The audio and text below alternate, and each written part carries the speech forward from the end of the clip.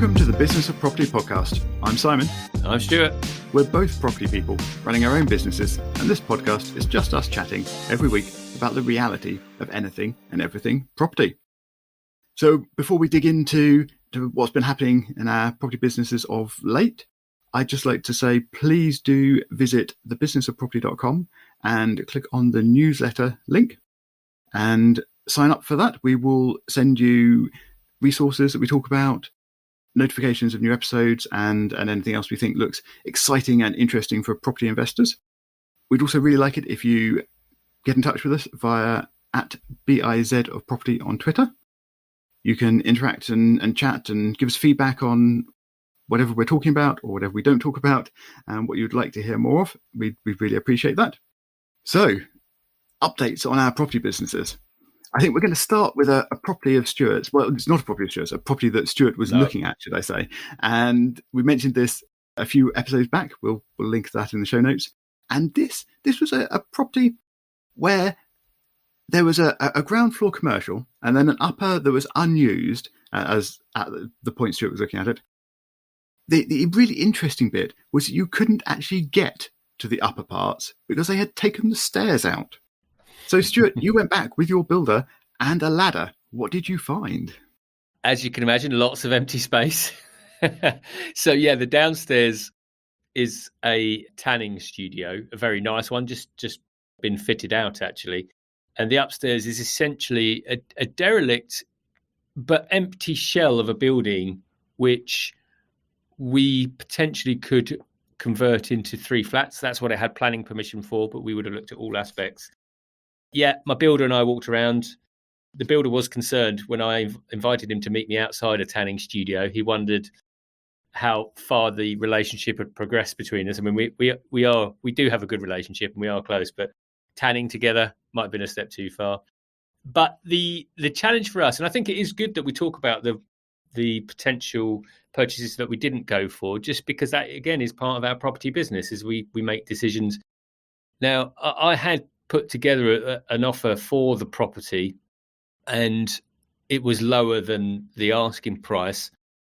However, the big challenge we found was that, without getting into too much detail, the commercial element, obviously it was on a main high street and the access is at the back. However, the property went all the way to the back road, which meant that, you know, anyone that was driving to do anything at the property, if you parked there, you would be blocking the road. It was a single track road, if you like. And the access to the property, essentially, you'd go up. We had to climb up a ladder to get up to the roof. Then you walk across a lot of a flat roof, and then into what would have been the apartment block itself. And that needed a lot of smacking about. I mean, we were talking back to bricks, and if it were not above a commercial premises and it were a house, I would have gone for it in a heartbeat because it was ready. It was a complete empty shell. But the challenge for us, and the thinking process for me, was that the asking price I wanted to go for took out some elements of the unknowns that I like to talk about. But this one, there were a lot of unknowns that we were kind of estimating. So we'd have had to got parking permits. We'd have had to pay a lot of money for scaffolding to get access into the building itself. And also, you know, the first thing we'd have to do was build that access. So, you know, we'd have to build a set of stairs.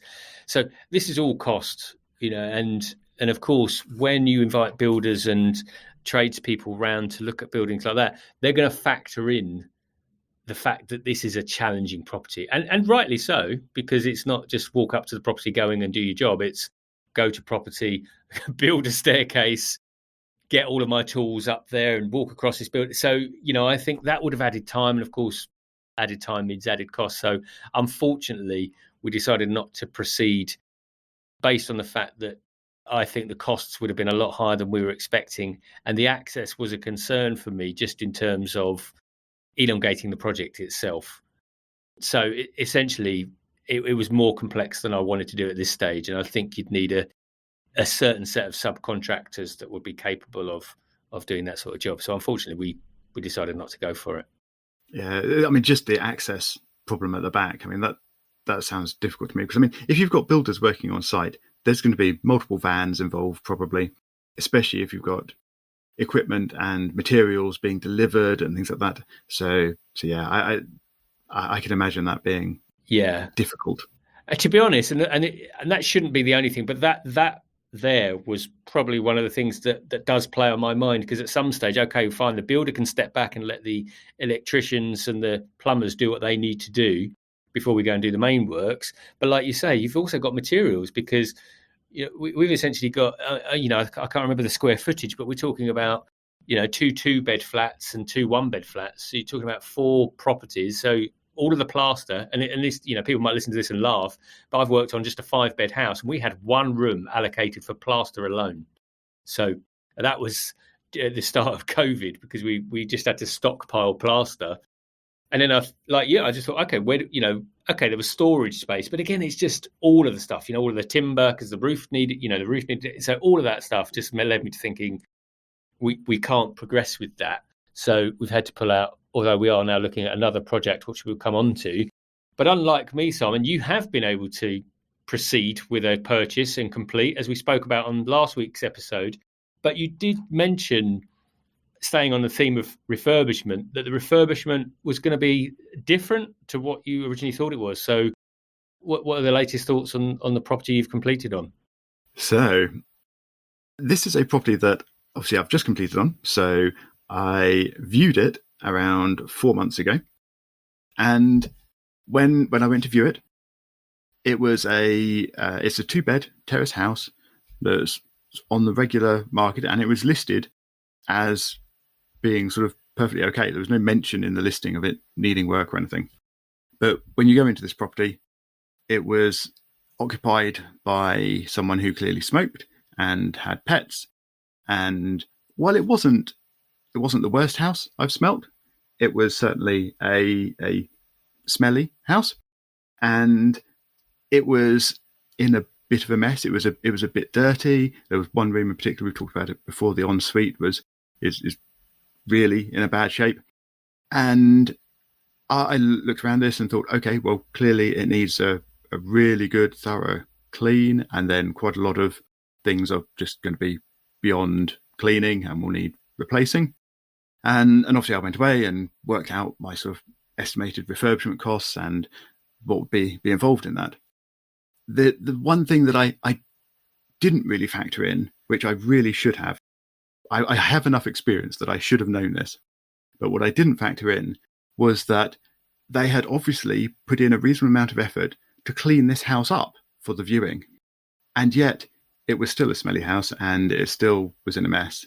And while they put in lots of effort to clean it up and make it look as presentable as they could for the viewing, they haven't really put that effort in when they moved out. So this house, which I knew was in a bit of a mess, is now in really quite a mess. For example, the ensuite is almost a write-off, but there's also a bathroom. And when I looked around it to view, that was in really nice shape. It'd been freshly cleaned. It looked good. And I mean, it looked like it basically wasn't used. Just the owner of the house is a single person, and I think they just didn't use the bathroom because they used the ensuite. And I thought that would be good. Bathroom's there, it's not really used. It looked unused and be all great. However, either it has been used a bit, or somehow it's just sort of deteriorated on its own over 4 months. But it's now not quite clean. The shower head is no longer attached to the shower hose.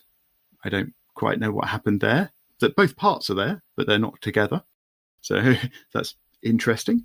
And there's lots of bits that just aren't quite as good as I thought they were.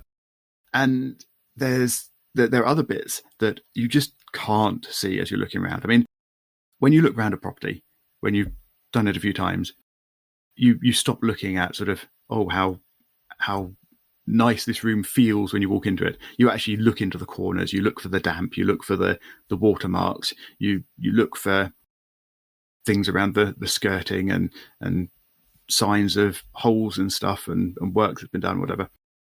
But there are some things you can't do when you're looking around a house. So, for example, this house has a big hole in one of the walls. It's right behind where the person's bed was. So, of course, there was a bed in the way. I couldn't see it. But there's a sort of 6-inch by 12-inch, sort of 2-inch deep hole in the wall. And obviously that's going to need fixing. I mean, this is a plasterboard sort of wall because it's a fairly new build. So it's not a disaster. It's not the end of the world to fix, but it might need a new plasterboard sheet being put there rather than it being fixed because it's such a big hole to try and fill. I don't know, maybe it'd be covered. But anyway.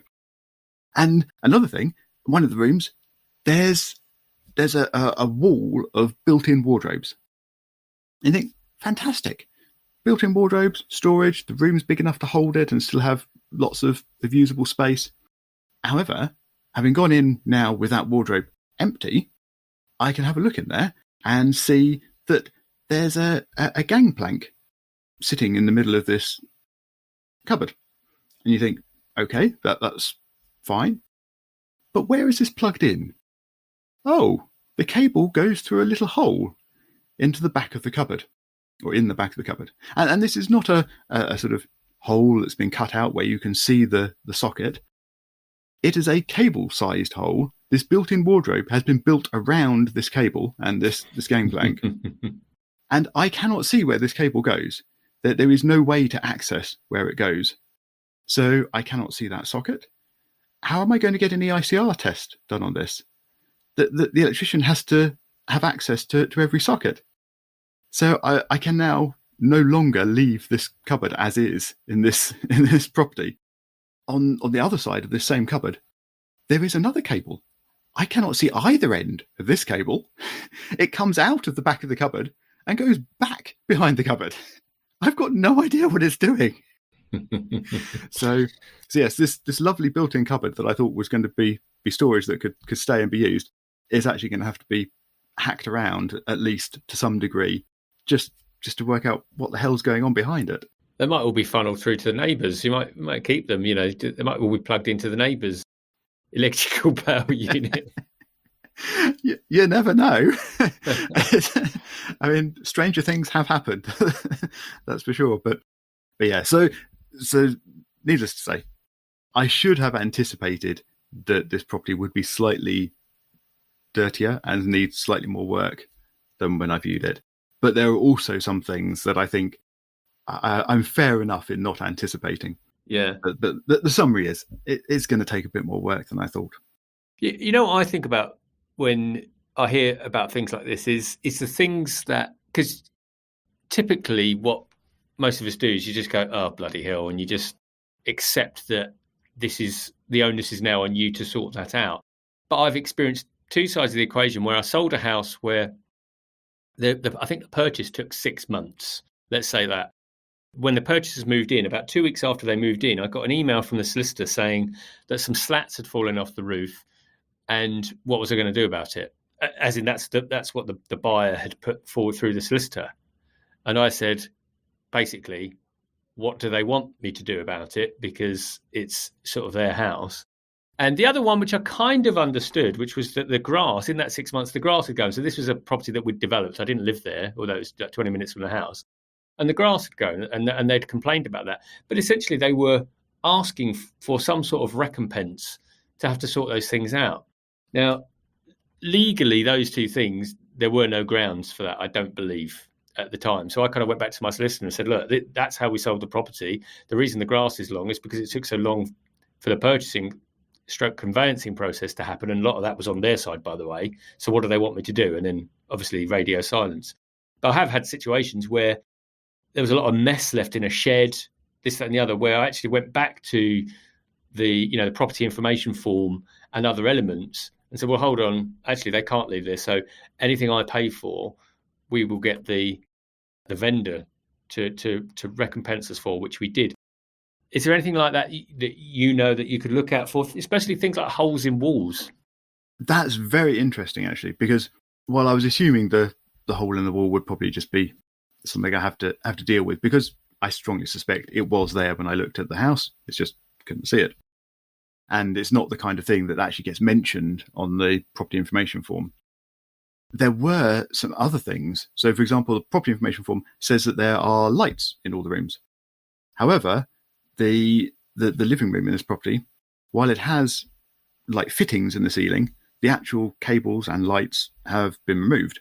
Presumably, the previous owner had lamps or something that they used in this room, and hence there is no lighting in the living room, and that is not what it says on the property information form. Similarly, the property information form says there are window keys, and it turns out that there are not. There are windows with locks, but the previous owner claims not to have the keys for them. And as soon as they bought this property from new, I find this hard to believe, but presumably they have lost them over the years. And there was also one window that no longer closed. The handle, the latch on it, had just, well, it was no longer attached to the window. So you could not pull the window closed, and you could not close it. Again, this is something that was not the case when I viewed it, because I would have noticed a window that did not have a handle on it. And again, not mentioned in the property information form. That's all talks about windows all being fine. So maybe I would have some recompense. I'd be interested to hear your thoughts on this, actually. But I mean, even if we add all those things up, we're talking about a few £100 maybe to get them all fixed. Yeah. And is it worth it? Well, and this is the interesting thing, isn't it? Because when we're spending hundreds of thousands of pounds, that's the view, isn't it? Because relatively speaking, £100, £200 isn't a lot. But actually in our own house, I think, if that happened to one of my windows and the glazier came around and said, oh, that's going to be 250 quid, mate. I'm like, oh, bloody hell, 250 quid out of the budget that we weren't expecting.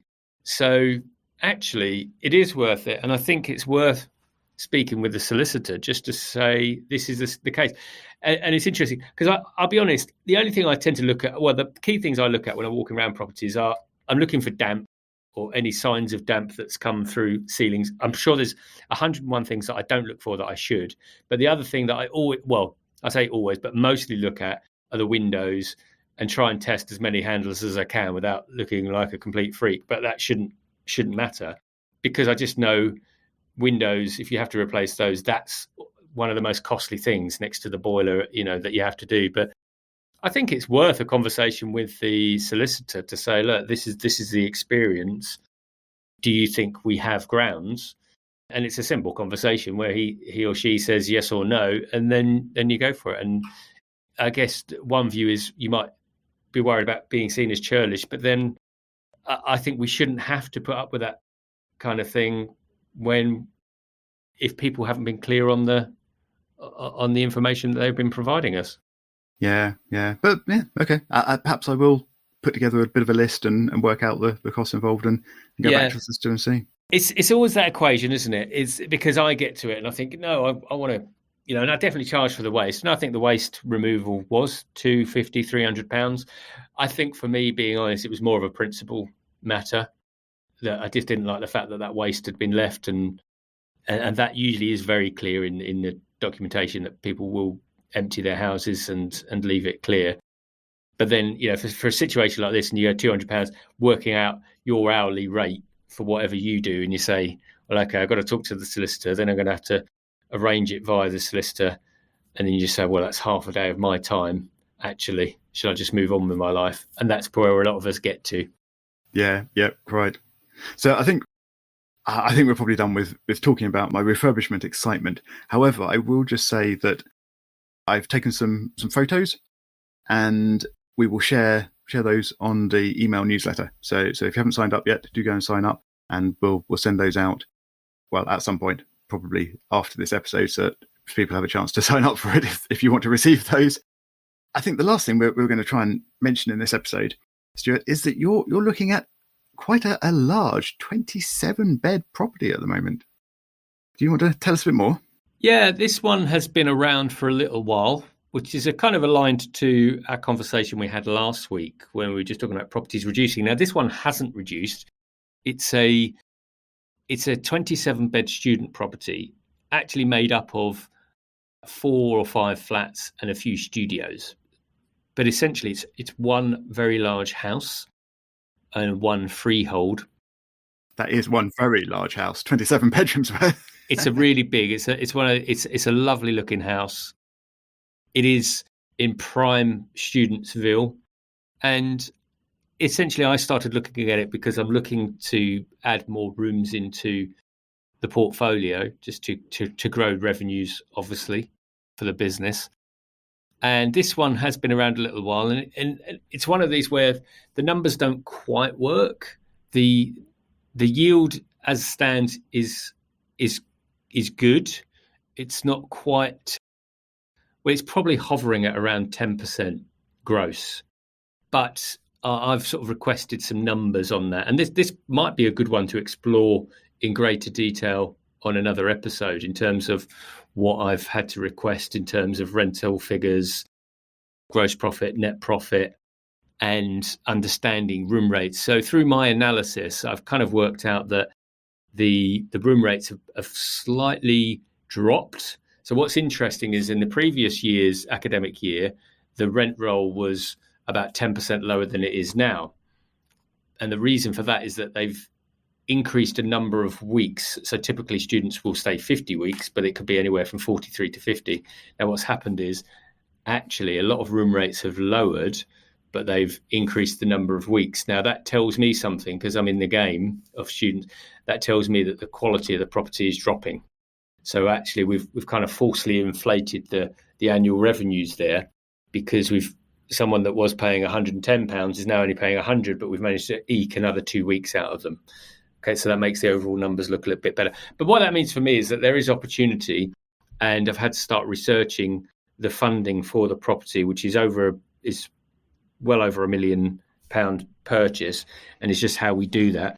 Again, I think we can come back and talk about this on another episode. But what was interesting to me is, so if we think about, in inverted commas, standard process, there were two options I've been given to purchase this. One was a fixed mortgage at 70% loan to value. The rate was 6.3%. We're talking over 7 figures now, or around 7 figures. However, there was a 5% product fee. And, so we are talking about, I think I worked it out at the time, was around 40-odd thousand pounds. Ouch. So, you have to question.